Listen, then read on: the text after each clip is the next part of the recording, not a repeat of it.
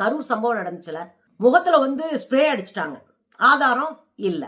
கழுத்தை துண்ட போட்டு நெரிச்சாங்க, ஆதாரம் இல்ல. சரிங்க, அப்புறம் கீழே போட்டு நெஞ்சில மிதிச்சாங்க, ஆதாரம் இல்ல. கத்திய வச்சு கிழிச்சாங்க, ஆதாரம் இல்ல. இப்படியான எந்த சம்பவத்தையும் வச்சும் பாதிக்கப்பட்டவனு ஒருத்தர் கூட ஹாஸ்பிட்டலுக்கு போகல. இப்படியான சம்பவங்கள் நடந்தது. கழுத்தை பிடிச்சு நெரிச்சுக்கிட்டு இருந்தாங்க. ஜூம்ல தான் எடுத்துறாங்க, 63 கேமரா எடுக்குதே, ஒண்ணுல கூட சிக்கல. அப்படி கழுத்தை நெரிச்சு சிக்கி இருந்தா விட்டுருப்பானுங்களா அந்த தமிழக வெற்றி கழகம் கும்பல்.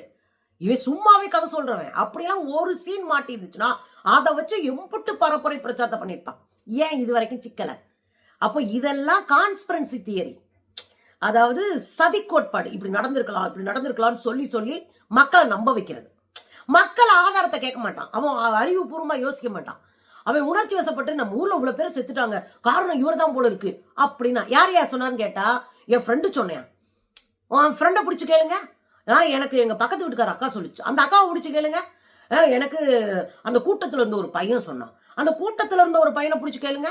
அவன் சொல்லுவான், எனக்கு இன்னொருத்தர் சொன்னாரு, நம்ம பழனி அண்ணன் சொன்னாரு, பழனி அண்ணனை பிடிச்சு கேளுங்க. செந்தில் அண்ணன் சொன்னாரு, செந்தில் அண்ணன் பிடிச்சு கேளுங்க.